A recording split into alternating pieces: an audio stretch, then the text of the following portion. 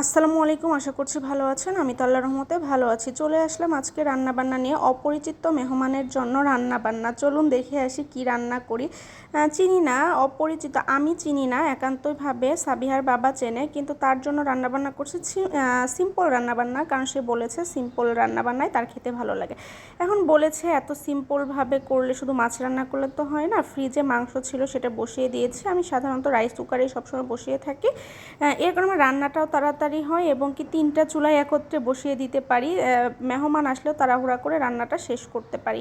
এই তো এখানে আমি মাংস বসিয়ে দিয়েছি রাইস কুকারে, আর চুলায় সবজি আর হচ্ছে মাছ ভুনাটা করে নেব তাড়াতাড়ি করে, কারণ যেহেতু 12টা বেজে গিয়েছে। আমরা জানি দুপুরের লাঞ্চের টাইম হচ্ছে 2টার মধ্যে, তাই না? এর কারণে দেখা যায় তাড়াহুড়া করে রান্নাটা করে নিচ্ছি। এখানে ফুলকপি, মিষ্টি কুমড়া, আলু কেটে নিয়েছি, সবজি রান্না করব। এখানে মাছ ভুনা করব, শিং মাছ নিয়েছি, আর সাথে একটা শোল মাছের পিস ছিল, সেটা দিয়ে দিয়েছি।